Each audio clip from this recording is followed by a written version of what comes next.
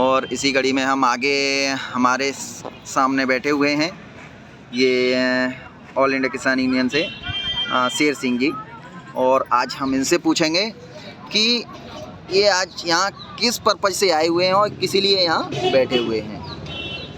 तो हाँ जी, आप सर बताएं कि आप यहाँ आज आए हुए हैं, यहाँ कलेक्ट्रेट पर आए हुए हैं और सारे किसान भाई बैठे हुए हैं, सारे किसान भाई जो भी आए हुए हैं, तो क्या मुद्दा है इनका और क्यों ये आज बैठे हुए हैं, आप लोग क्यों आए हुए हैं? हम जिला कासगंज में गांव नगला गुलरिया मजरा फकौता और जिला कासगंज और तहसील सावर के रहने वाले हैं। और नदी काली नदी एटा ज़िला और कासगंज ज़िला को डिवाइडेशन करती है और इसी पर मोहारे घाट पर डैम बना हुआ है नहर चलाने के लिए। ये इस डैम की लंबाई कम से कम 8 किलोमीटर होगी। इस 8 किलोमीटर के एरिया में इस डैम में यहाँ कलेक्ट्रेट पर हम लोग आए हुए हैं, सारे लोग दोनों साइड के लोग हैं।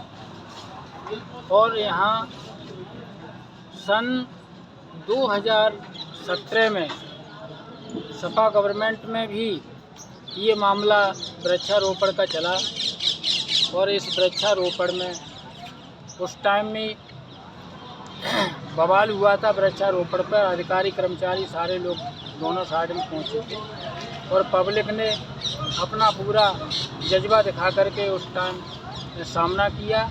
और सामना करने पर जिलाधिकारी एटा द्वारा जब देखा गया, उसका परीक्षण किया गया कि दो काम डैम में कैसे हो सकते हैं।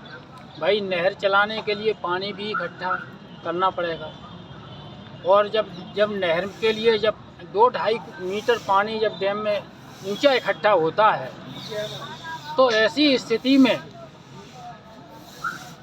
पेड़ पौधे कैसे लगाए जा सकते हैं। अधिकारियों ने जिलाधिकारी को समझाया कि हम किनारे किनारे 1 मीटर मिट्टी डाल करके हम दोनों साइड को नदी के पानी को रोक देंगे।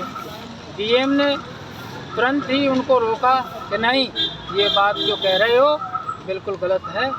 और डीएम साहब ने मेरी बात को, पूरी किसानों की बात को सोचा समझा और सन 2017 में इस वृक्षारोपण के कार्य को जिलाधिकारी द्वारा शासन को चिट्ठी लिख करके इस प्रोजेक्ट को वन विभाग को उस टाइम रोका। आज बीजेपी गवर्नमेंट है, बीजेपी गवर्नमेंट में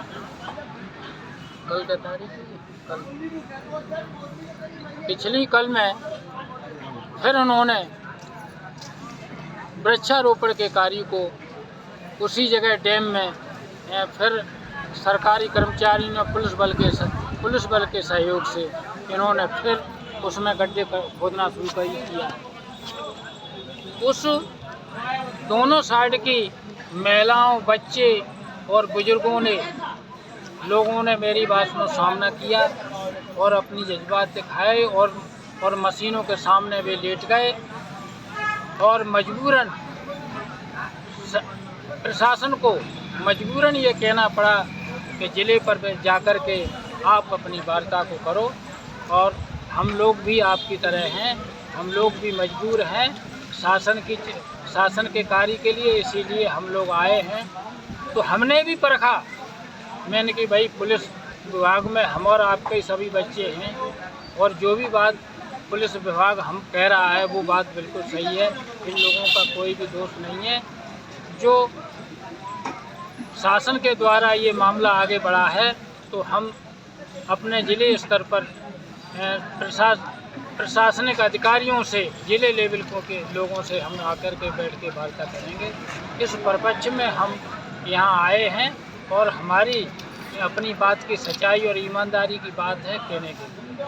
जी, तो इसी प्रकार हमने सुना है कि कल जब वृक्षारोपण हो रहा था तो वहाँ विरोध करने पर कुछ पुलिस वालों ने आपके बच्चों से, बीवी बच्चों से और किसान भाइयों से बदतमीजी भी की थी क्या? हाँ, मारपीट भी की थी? हाँ, किसी बच्चे में किसी मोबाइल एक हाथ में उसका टूट गया है, ये भी खबर हमको मिली है। किसी ने डंडा फंडा मारा है, उसके मोबाइल टूट गया है।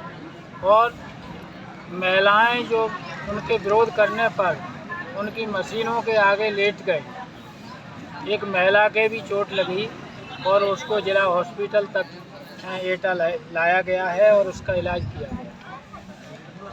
अच्छा, तो ये बड़ा निंदनीय है। और इसी के लिए अगर आपकी सुनवाई अगर नहीं होती है तो आगे के लिए क्या रणनीति होगी और क्या रणनीति आप बनाएंगे? हमारी अगर प्रशासन पहले तो हमारी ईमानदारी और सच्चाई में, हमारे आत्मबल में, हमारी आत्मा में बल है और हमारी आत्मा कह रही है कि जब हमने सन 2017 की बात अधिकारियों के सामने रखी तब भी वो भी मेरी वासनो जिले के अधिकारी थे और सपा की गवर्नमेंट थी, तब भी हमारी बात सुनी गई, किसानों की बात सुनी गई। आज बीजेपी की गवर्नमेंट है, आज डंडे की गवर्नमेंट है, मगर हमारी आत्माओं की जो आवाज़ है, चाहे डंडे की आवाज़ हो चाहे बंदूक की आवाज़ हो, मगर किसानों की आत्माओं की आवाज़ के आगे सारी आवाज़ फीकी पड़ेगी। हमें अपने आत्मबल पर पूरा भरोसा है और हम अपने मिशन में, हम अपने अधिकारियों से अपनी बात कह करके मनवाने में हम सक्षम रहेंगे।